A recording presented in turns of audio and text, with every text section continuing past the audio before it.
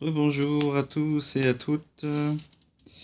Alors nous allons faire la vidéo, la deuxième partie des poissons.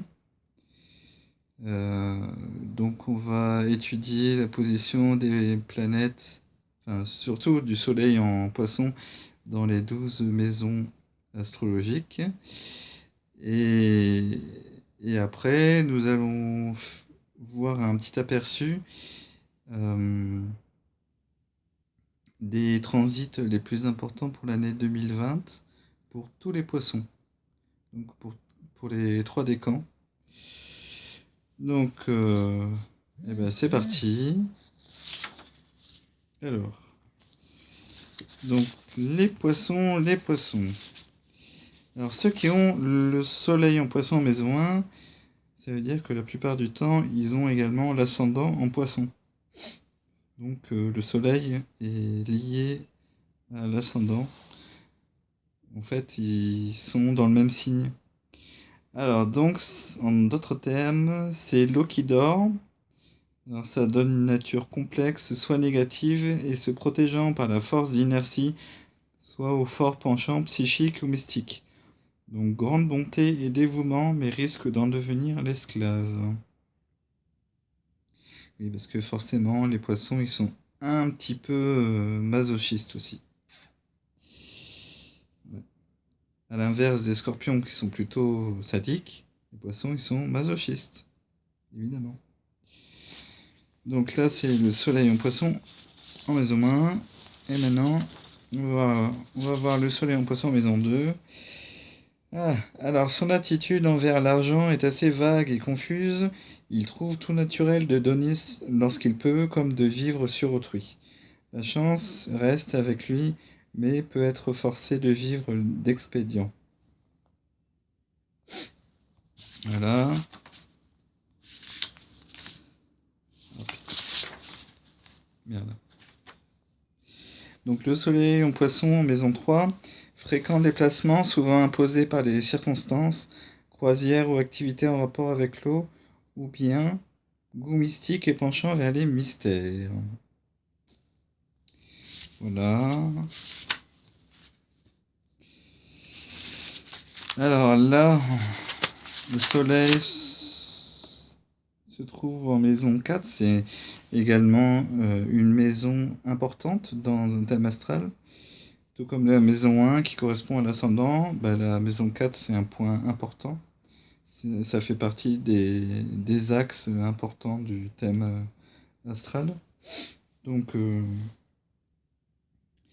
soleil dans les poissons, maison 4, quitte tôt le berceau familial. Notoriété ou œuvre marquante en fin de vie avec Mercure ou Vénus dans les poissons. Donc c'est pour ça que c'est toujours important de connaître votre thème astral pour déterminer dans quel signe se trouvent concrètement ces deux planètes-là, entre autres. Voilà. Ensuite, le soleil en poisson, maison 5.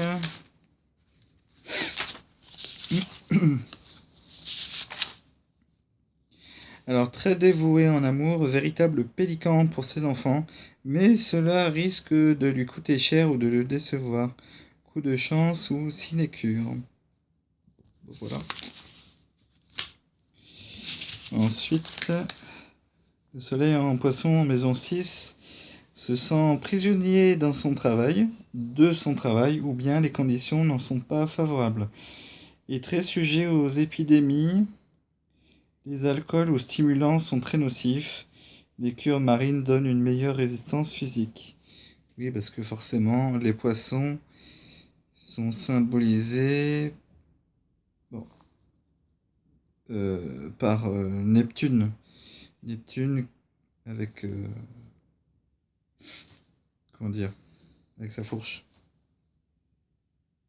Neptune, le dieu de la mer. Voilà. Donc voilà. Ensuite, alors on va voir le soleil en poisson en maison 7. Donc la maison 7, ça correspond au descendant. Ça fait partie de l'axe ascendant-descendant. Donc c'est une maison qui est tout aussi importante que l'ascendant en fait au final. Donc le soleil en poisson. Alors les rapports avec autrui, que ce soit dans le mariage ou les associations, peuvent avoir un effet dangereux sur la vie. Un partenaire amoral ou malhonnête peut entraîner dans des expériences troubles ou une vie d'expédient. Donc attention à celles qui ont cette position-là dans leur thème. C'est pas folichon, folichon. Alors le soleil en poisson en maison 8. Tempérament négatif. Penchant mythique. Mythique ou mystique? Moi je pense que c'est plus mystique hein, quand même. Ou occulte, héritage ou donation qui permettra de vivre sans trop d'efforts. Neurasthénie qui donne un dégoût de la vie. C'est pas joyeux ça, dis donc. Alors.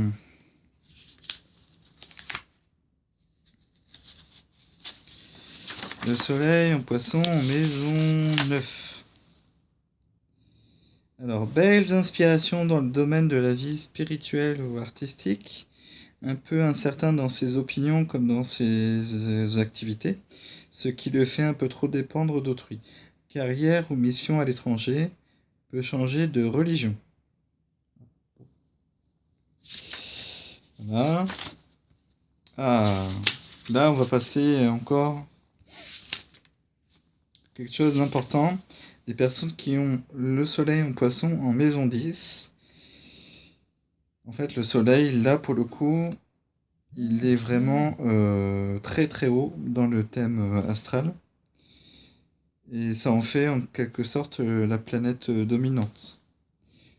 Donc celui ou celle qui a le soleil en maison 10, donc après il a une distance de 10 degrés, plus ou moins 10 degrés.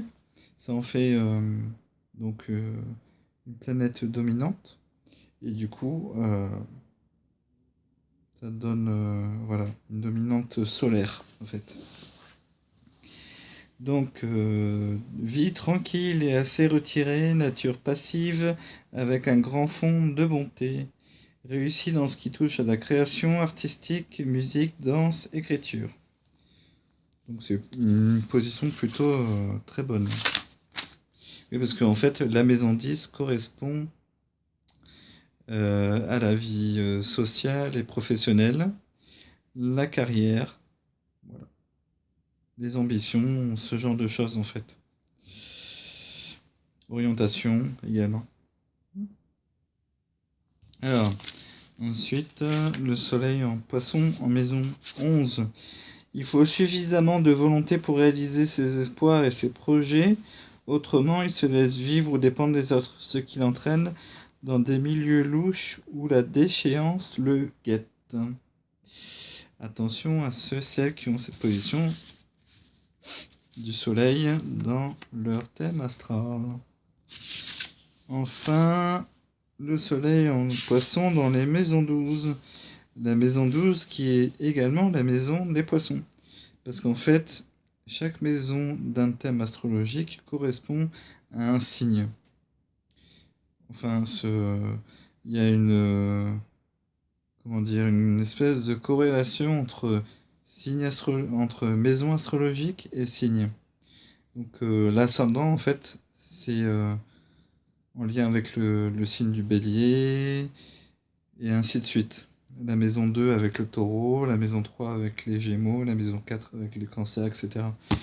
Donc là, pour le coup, le soleil en poisson en maison 12, je pense que ça, c'est plutôt une bonne position en fait. Alors, nature timide ou maladroite, heureuse dans une vie tranquille et dévouée à ceux qui ont besoin d'elle, peut devenir un bon médium ou avoir des intuitions prophétiques.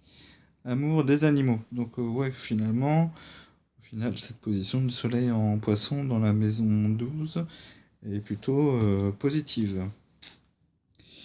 Voilà, donc ça c'est fait. Maintenant, on va faire les transits les plus importants pour les poissons pour l'année 2020. L'année 2020. Alors, du coup.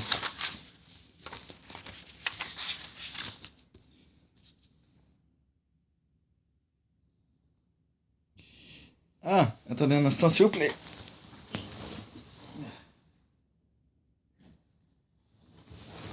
Eh oui. Eh oui. Alors là pour le coup, il faut savoir que en ce moment, il y a Pluton en Capricorne qui envoie des bonnes ondes positives aux poissons du troisième décan. Qu'est-ce que ça veut dire concrètement? Alors concrètement,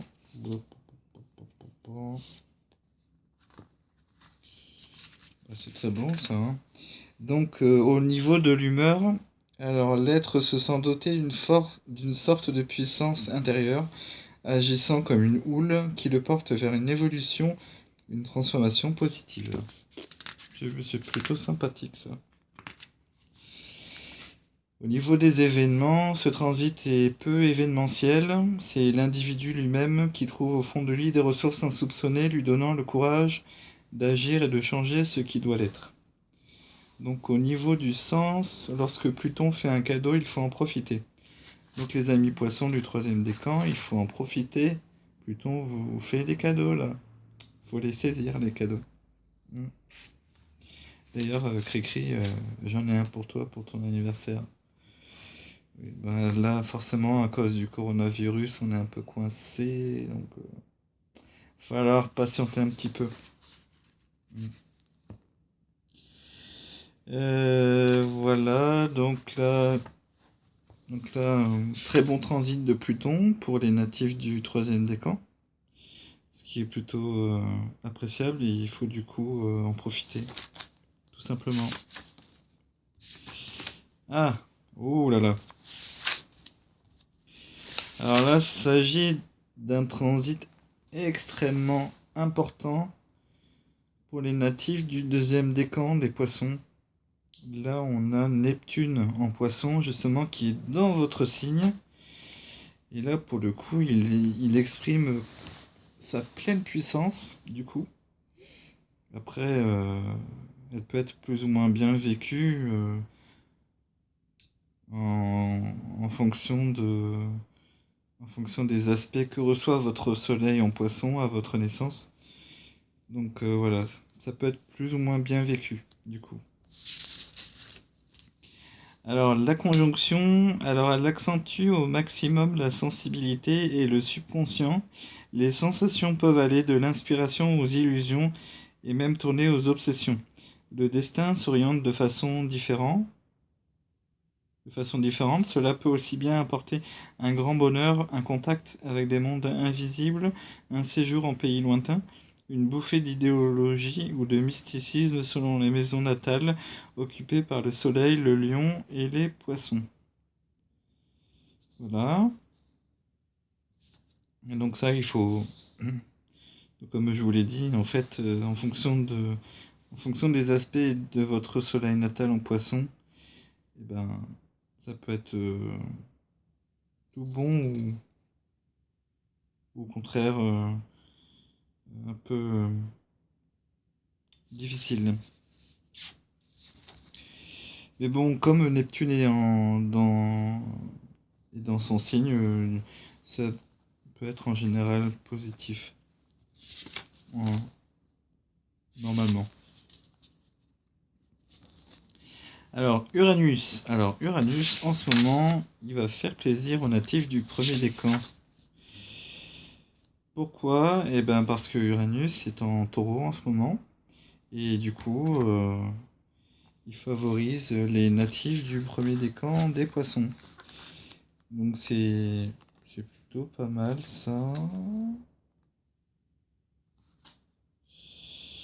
Alors concrètement. Alors au niveau de l'humeur, donc là aussi l'indépendance domine, ainsi que le dynamisme créatif. Ayant envie de nouveautés, l'être est beaucoup plus disponible à toutes les occasions de changement qui se présentent, mais sans bouleversement. Au niveau des événements, les changements déjà évoqués vont intervenir en douceur, sans qu'il y ait révolte ou répercussions négatives. Ces aspects sont comme des ballons d'essai qui passent à portée afin de rendre la vie plus intéressante. Saisira, saisira pas. Alors, au niveau du sens, il faut être à l'affût des ballons qui passent. Donc, le piège pour les natifs du premier décan, ce serait. Alors, en fait, souvent, ces transits s'écoulent sans que la personne en ait conscience. Certains amateurs, sous prétexte qu'il s'agit d'Uranus, attendent passivement que leur vie change sans lever le pied-doigt. Quand ils se réveillent, Uranus est parti et rien n'a changé car ils n'ont pas changé. Voilà, ça c'est le seul piège en fait de cette influence globalement positive. Donc il faut saisir l'occasion de changement. Cher ami poisson du premier décan. Voilà. Ensuite, globalement, c'est des transits extrêmement agréables, du coup.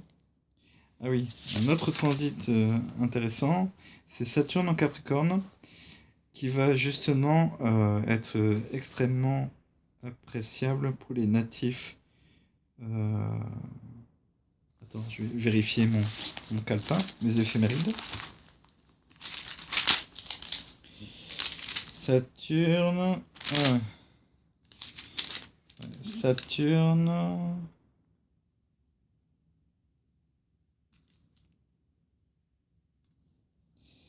Saturne, il va être très sympa avec les natifs du troisième décan aussi. Ouais, les troisième décan, ils sont gâtés, hein, dis donc. Donc, qu'est-ce que ça veut dire ça?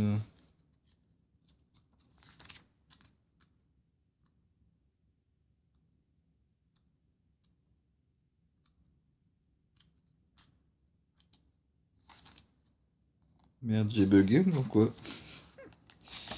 Je crois que j'ai bugué, mais je retrouve plus rien du tout là-dedans.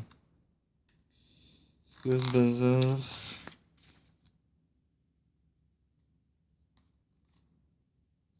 Ah bah voilà. Alors Saturne, transit de Saturne en sextile à votre Soleil. Donc, alors au niveau de l'humeur, l'impression de bien connaître ses limites et d'avoir fait le tour de lui-même de façon lucide conduit l'être à une sorte de sérénité, d'objectivité distante. Il se comporte donc de façon beaucoup plus raisonnable et constructive. Ça, c'est un bon transit pour les poissons du troisième décan. Ça, c'est très bien. Alors au niveau des événements, tout ce qui ressemble de près ou de loin à une consolidation de la situation de la personnalité intervient avec ces transits. Les réalisations sont durables, les choix équilibrants, les engagements sages. L'être se dégage instinctivement des situations susceptibles de nuire à ce qu'il a construit à force de patience. Alors au niveau du sens, il s'agit d'une sorte de protection, de garde-fou qui aide l'être à juger intelligemment et à ne pas dépasser les limites raisonnables. Alors, donc il n'y a pas d'effet pervers, hein. Par contre, il faut éviter de se réfugier dans l'indifférence. Voilà, voilà. Ça, c'était Saturne. Ah, et oui, vous êtes gâtés, gâtés, gâtés, gâtés, les poissons. Voilà, c'est un truc de dingue, ça. Ah oui.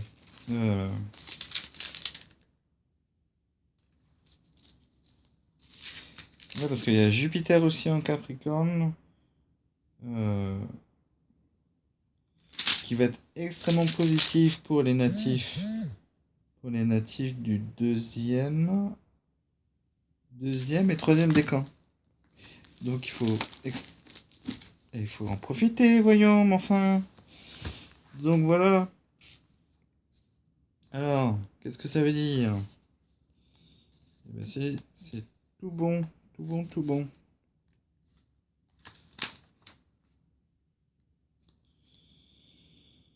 Il faudrait que je le retrouve par contre.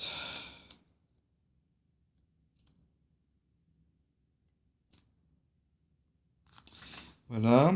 Donc le transit de Jupiter en Capricorne au sextile du Soleil en Poisson. Alors, au niveau de l'humeur, l'être se sent tranquille et plus joyeux qu'à l'ordinaire. Cela le conduit à une recherche générale d'harmonisation avec les autres comme avec lui-même. Alors au niveau des événements, les aspérités de la vie, celles aussi, on peut assister à la résolution harmonieuse des difficultés sociales, rencontrer des appuis. Si ces transits n'amènent pas de miracle, ils se traduisent souvent par une sorte de protection qui accompagne l'être, y compris dans les circonstances difficiles. Donc au niveau du sens, il y a une adéquation possible entre les désirs et la réalité. Ouais, c'est ce que je vous ai dit.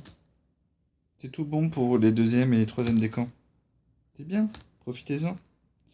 Après, il faut voir dans quel domaine de votre vie précisément. Ça, vous pouvez le savoir en fait en calculant la position du soleil dans la position des maisons grâce à l'heure, le lieu et la date de naissance. Voilà. Pour préciser vraiment dans quel domaine vous allez être protégé. Alors, et donc, il faut la chercher et la trouver, cette adéquation entre les désirs et la réalité. Alors, attention au piège suivant, il y a un climat donc de facilité qui peut entraîner l'être à la paresse, au laisser aller à l'attente passive. Donc voilà, il faut quand même néanmoins se bouger un petit peu. Voilà, donc ça c'est les petits poissons. Et ben on a fait le tour des poissons, on a tiré le portrait des poissons. Et ben je vous remercie de m'avoir écouté. Je vous souhaite une bonne après-midi. Et restez chez vous, prenez soin de vous surtout. Bisous.